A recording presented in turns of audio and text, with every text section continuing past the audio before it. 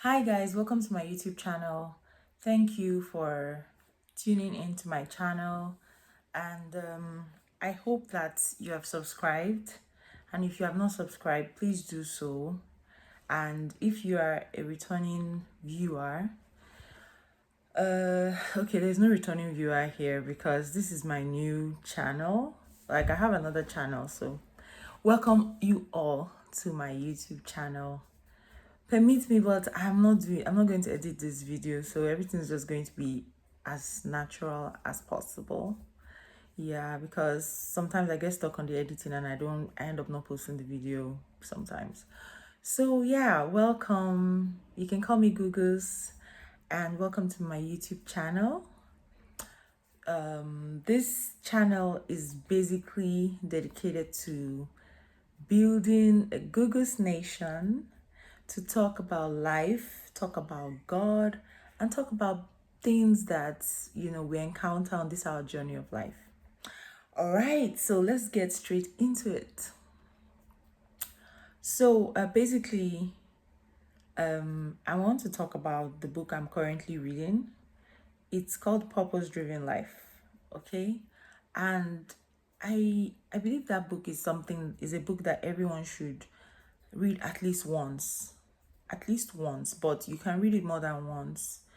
I have attempted to read the book about 3 times now, always stopping around maybe day 14 or day this or day that, right? But every time I've actually just read it and not finished it, it's made a great impact in my life. It has made me to think about my purpose, the reason why I'm in this world, you know. It's a very deep book. If you're struggling with purpose, if you're struggling with knowing why God put you here on earth, you should read that book. It has some key points, and one of them is, if you're too busy like to spend time with God. I'm just gonna say it the way I understood it. If you're too busy to spend time with God, if you're too busy to do the things that God has asked you to do, then you're too busy. Because God has given you enough time to do that which He called you to do. But the thing that happens is that we get distracted.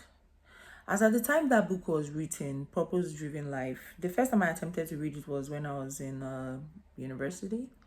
So there was no Facebook, there was no social media per se. The ones that were there were just, it wasn't like the way it is now where we have to even go on social media fast.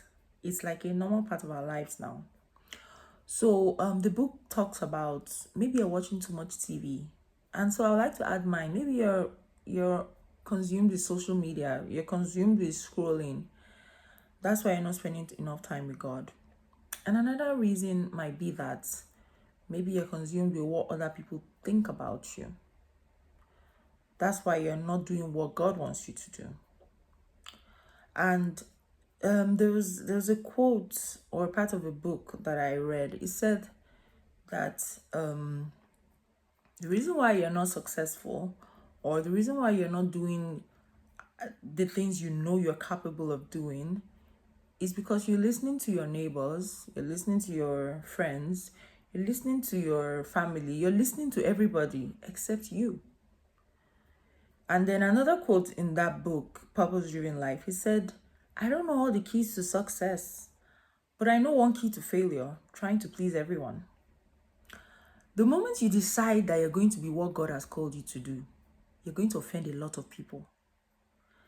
Why? Not because you mean to, but because there are some things God will ask you to do that some people will not understand.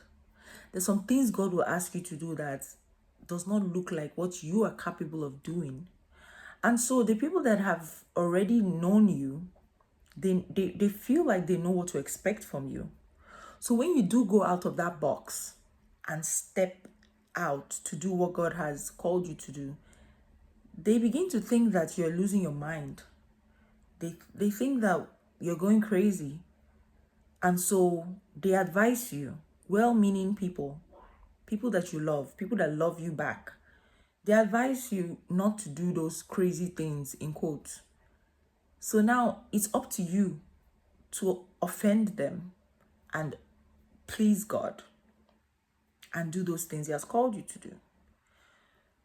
When you're living a purpose-driven life, it gives you energy.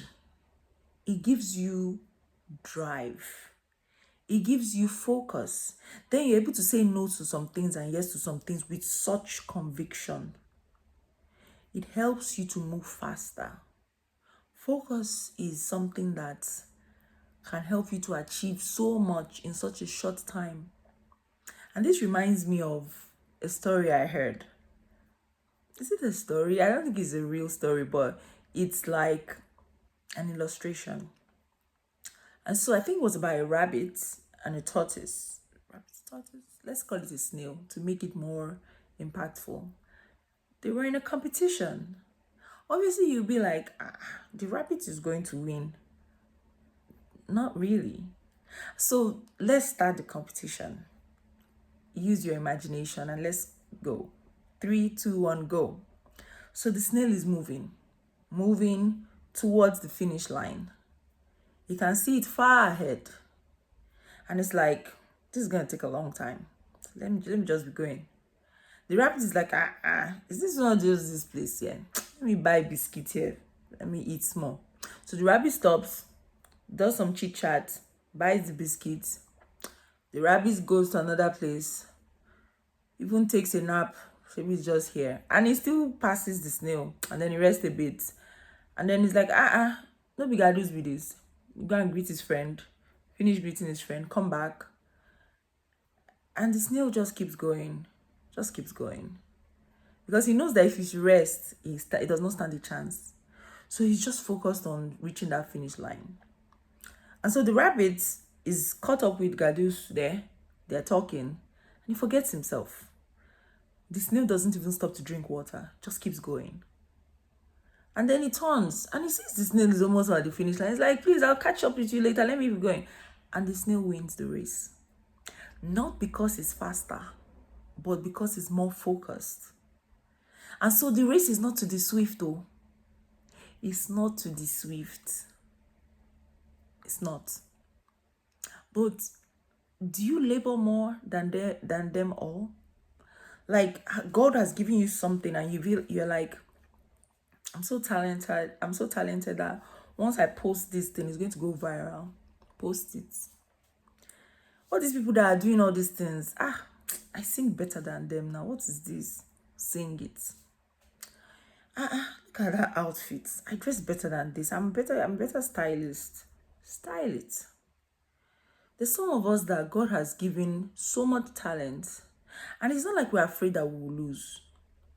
We're afraid that we will win. Think about that. So much talent that we waste so much time thinking that I can do this better than everybody, so there's enough time. No. Don't be like that guy that they gave one talent and he went to bury it. Be like the other people that they gave a lot of talent and they kept using it and they kept, and when the master came, I think he gave them more. Then the one that was given only one, he collected it back. God has given us so much and we have not even scratched the surface because we are distracted with what other people are doing, what people are saying. People always have an opinion, but whose opinion is more important to you except God?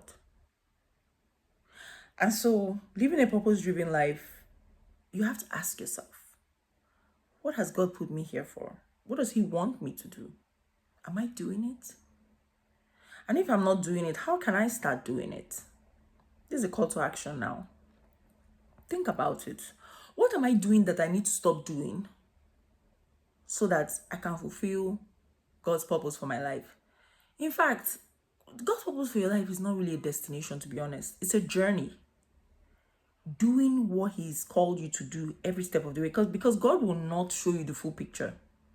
He's going to show you the next step. Yes, sometimes He shows us the full picture, but He's not going to show us the way we're going to get there. Like Joseph, He showed him that let's not call it the full picture. He's going to show you maybe the end, but he's not going to show you the journey to get there. Like Joseph, when God told him that, showed him in a dream that brothers and everybody will bow to him, he did not show him how he was going to get there. So let's not say that, oh, this is big purpose, I'm just going to go ahead of it. It's a journey. So the journey for the purpose of the purpose-driven life, when it comes to Joseph, was, it involved the pit, it involved the palace.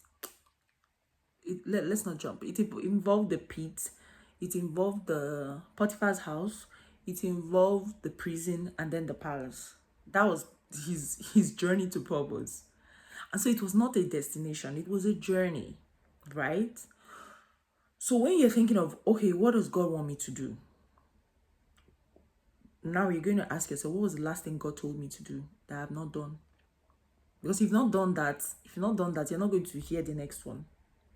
And so these are the steps that will lead us to where God wants us to be per time. So God said, if you love me, you keep my commandments. You don't say that you love me and you're not doing what I have asked you to do. So at times, God will ask you to leave a place that you really want to be in. And sometimes He will not show you where you're going. He told Abraham, leave your house, your father's house, to a place that I will show you. He has not even showed him where they're going, but he asked him to leave first. What has God asked you to do? What has God asked me to do? I was telling someone that the distraction these days is, I believe, is more than the days of Abraham. I mean, like, you just want to open Instagram to check a few things, and then boom, boom, boom, boom, boom. You see so many things, and you're like, before you know it, time has gone, and you've even forgotten what you went there to check. There's so many distractions. Sometimes distractions are good. People are inviting you to join different groups to make a difference, which is good.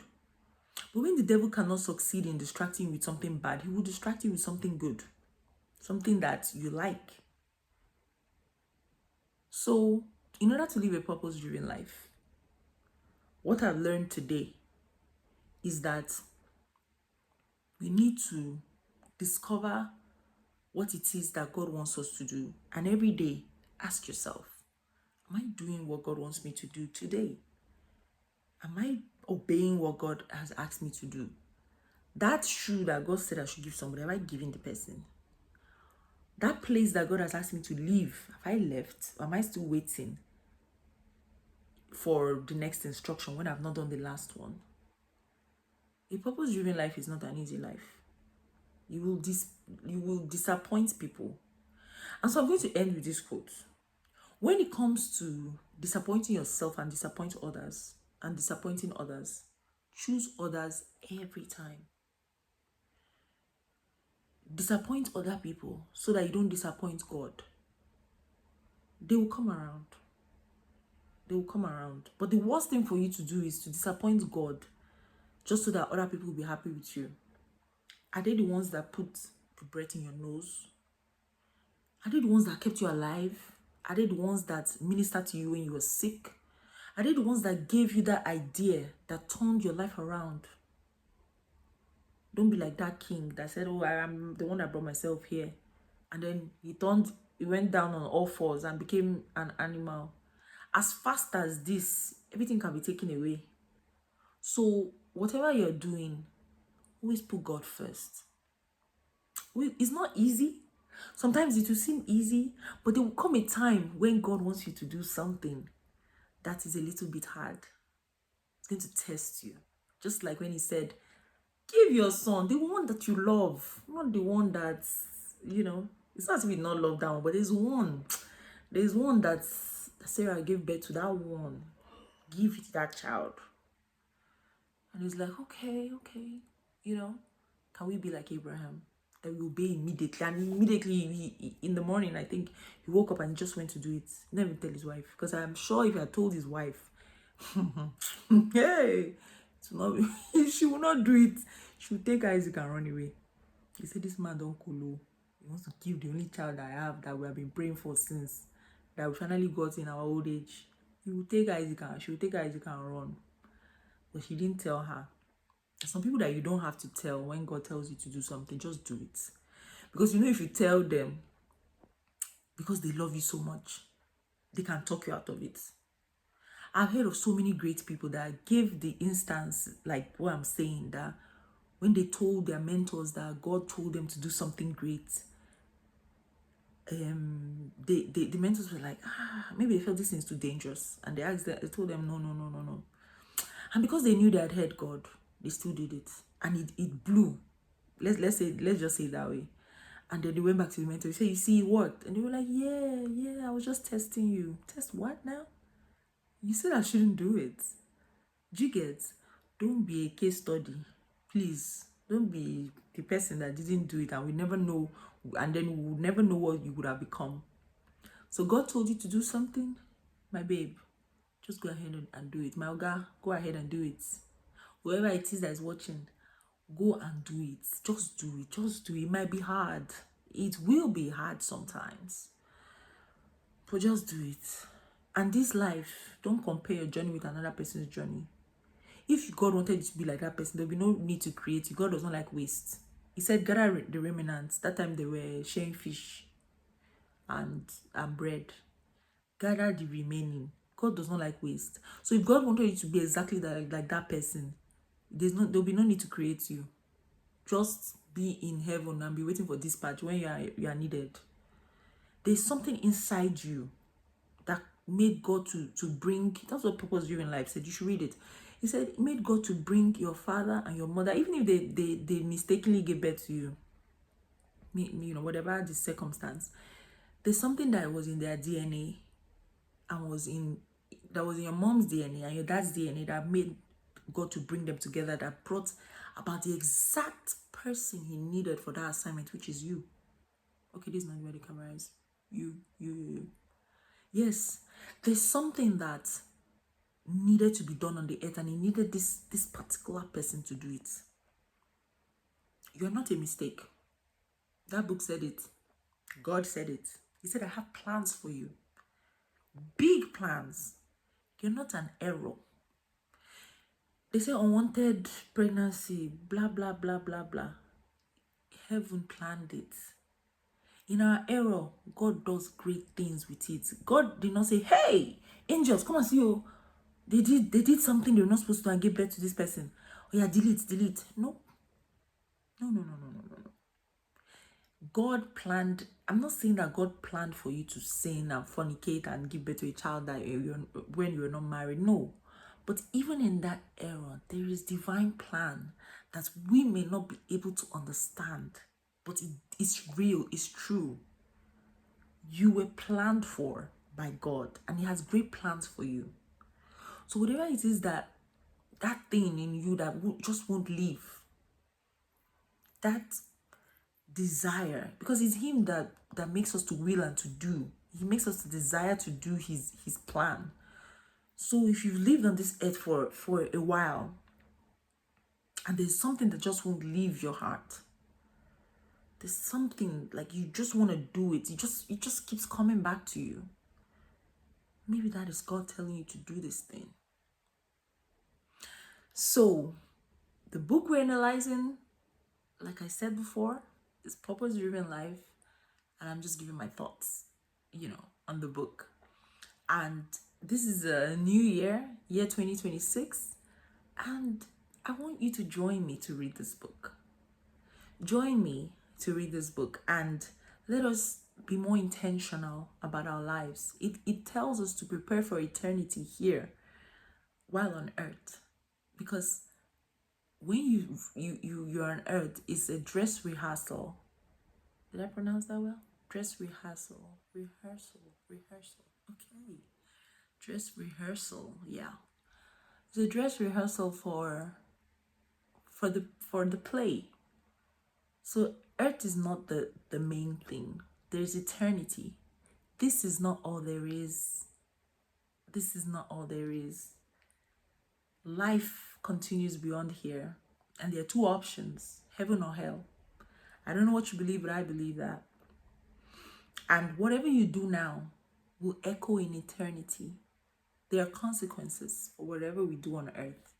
So we cannot live our lives as though this is all there is, because it's not. It's not. I believe God when he says it's not. Okay, so yeah, I really enjoyed making this video, and I hope you've enjoyed, listening. Whoo, yeah, this feels good. And by the way, I believe that part of my purpose is to teach, and it's to preach. Wow, I'm rhyming. Preach, teach. Can I rhyme again? Preach, teach, and to reach. Yes, I rhymed. Yeah, so yeah, preach, teach, reach, and just tell people about Jesus. Yeah, I feel so good when I talk to people about Jesus. Like, it feels really great.